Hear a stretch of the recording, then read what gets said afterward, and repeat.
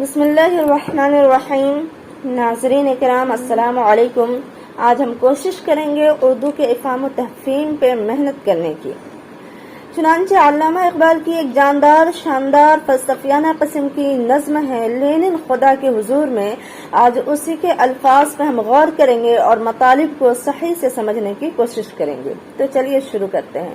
اے انفس و آفاق میں پیدا تیری آیات، حق یہ ہے کہ زندہ و پائندہ تیری ذات۔ اے انفس و آفاق، انفس بنا ہے نفس سے، جس کا مطلب ہوتا ہے سانس لینا، مراد ہر جاندار چیز ہے۔ آفاق یہ افق کی جمع ہے، مطلب ہوتا ہے آسمان کا کنارہ۔ آیات یہ آیت کی جمع ہے، جس کا مطلب ہوتا ہے پہچان، نشانی، علامت۔ یعنی مراد اس سے یہ ہے، اس کا معنی کہ یہ جو کچھ جاندار ہے دنیا میں، اس جہاں میں، یا آسمان و زمین کی جو حیت بنی ہوئی ہے، ان تمام میں تیرے وجودیت کے اس بات کا علامت چھپا ہوا ہے، پہچان چھپا ہوا ہے۔ حق یہ ہے کہ زندہ و پائندہ تیری ذات، یعنی حق بات یہ ہے کہ تیری ذات حی و قیوم ہے، ہمیشہ رہنے والی اور زندہ ہے۔ زندہ و پائندہ یہ فارسی کے الفاظ ہیں۔ میں کیسے سمجھتا کہ تو ہے یا کہ نہیں ہے، ہر دم متغیر تھے خرد کے نظریات۔ اب علامہ اقبال تھوڑی سی ان لوگوں پہ طنز کر رہے ہیں جو لوگ سائنس اور ٹیکنالوجی کی بنیاد پہ کہتے ہیں کہ خدا کا کوئی اس بات نہیں ہے، جو کچھ ہم کرتے ہیں اسی سے یہ دنیا چل رہا ہے۔ تو اسی کو تھوڑا سا طنز کر رہے ہیں کہ میں کیسے سمجھتا کہ تو ہے یا کہ نہیں ہے، ہر دم متغیر تھے، ہر دم بدل رہے تھے انسانوں کے خیالات۔ محرم نہیں فطرت کے سرود اصلی سے، بینائے کواکب کے ہو وہ دانائے نباتات۔ جو لوگ ستاروں کو پڑھ لیتے ہیں، نجوم کے بارے میں جانتے ہیں، علم نجوم کو، یا پھر جو لوگ نباتات کے بارے میں جانتے ہیں، تو وہ لوگ کہتے ہیں کہ نہیں، بس سب کچھ یوں ہی چل رہا ہے، یہاں پہ کوئی خدا کا اس بات نہیں ہے۔ آج آنکھ نے دیکھا ہے تو وہ عالم ہوا ثابت، میں جس کو سمجھتا تھا کلیسا کے خرافات۔ آج آنکھ نے جو دیکھا ہے تیرے آیات کو، تیرے علامات کو، جو اس جہاں میں بکھرے ہوئے ہیں، تو ثابت ہو گیا ہے کہ تو ہے، ورنہ آج تک تو میں سمجھتا تھا کہ یہ کیا ہے، کلیسا کے خرافات ہے، یعنی رچی ہوئی ایک ڈھونگ ہے۔ ہم بندے شب و روز میں جکڑے ہوئے بندے، تو خالق آثار و نگارند آنات۔ ہم جو ہے شب روز کے حالات میں ایسے جکڑ گئے ہیں کہ ہمیں خالق کے نافرمانی کا کچھ پتہ ہی نہیں چلتا ہے۔ ایک بات اگر مجھ کو اجازت ہو تو پوچھوں، حل نہ کر سکے جس کو حکیموں کے مقالات۔ اب اللہ تبارک و تعالی کے سامنے لینن کے الفاظ میں یہ کہہ رہے ہیں علامہ اقبال کہ اگر تو مجھے اجازت دے دے تو میں تجھ سے صرف ایک بات پوچھ لوں، جس کو حکیموں کے مقالات، یہ جو بڑے بڑے حکما گزرے ہیں، ان کی کتابیں پڑھی ہوئی ہیں ڈھیر ساری، لیکن ان سے یہ جو ہے فلسفہ حل نہیں ہو سکا، اسی فلسفہ کو آج تو مجھے سمجھا دے۔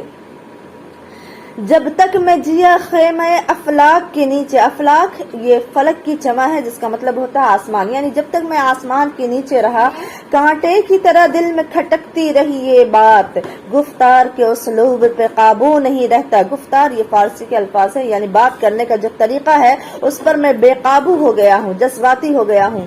جب روح کے اندر متلاطم ہو خیالات، جب روح کے اندر چند چیزیں گردش کر رہی ہو، ہاں اور نہیں کے انسان وجودیت میں بکھرا ہو کہ اللہ ہے یا نہیں ہے، اس میں اگر بکھرا ہو تو پھر گفتار کے اسلوب پہ قابو نہیں رہتا۔ وہ کون سا آدم ہے تو جس کا ہے معبود، وہ آدم خاکی جو زیر سماوات۔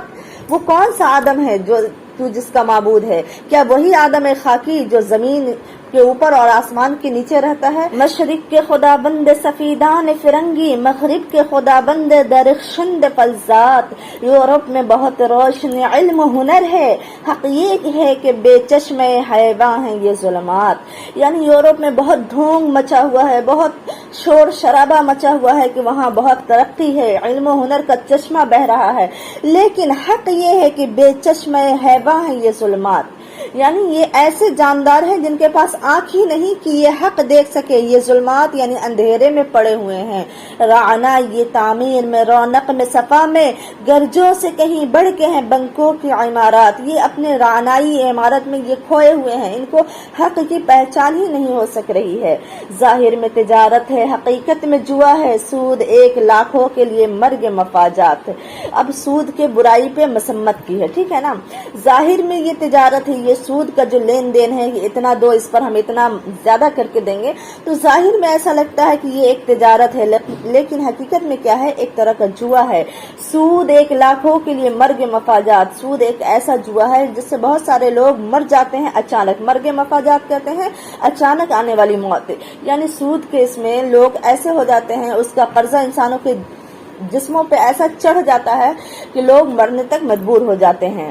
یہ علم، یہ حکمت، یہ تدبر، یہ حکومت، پیتے ہیں لہو دیتے ہیں تعلیم مساوات۔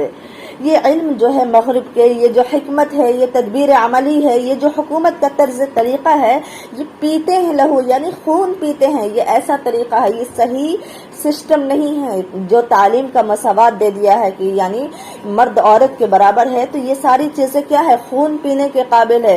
اس کے ظاہر میں خوبصورتی ہے، لیکن باطن میں جو اندر سے بہت ساری برائیاں چھپی ہوئی ہے جو انسانوں کے خون کے بہنے پر مجبور کر دیتا ہے۔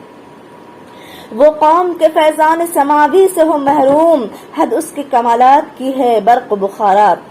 جو قوم خدا کے علم و تعلیم سے محروم ہو جائے تو اس کی کمالات کی بس حد یہیں تک ہو سکتی ہے کہ وہ بجلی کے چمکنے پہ غور و خوض کرے گا اور بخارات یعنی بھاپ کے بننے پر غور کرے گا، یعنی جو ایک تحقیق ہے سائنس کی کہ سمندر پہ کے پانیوں پہ جب دھوپ کی گرمی پڑتی ہے تو وہ بخارات یعنی بھاپ بن کے اڑتا ہے، پھر اس سے بادل بنتی ہے، تو اسی پر طنز کیا کہ بس یہ یہیں تک رہ گئے، اس سے آگے ان کی پہنچ، ان کی رسائی نہیں ہو سکے گی۔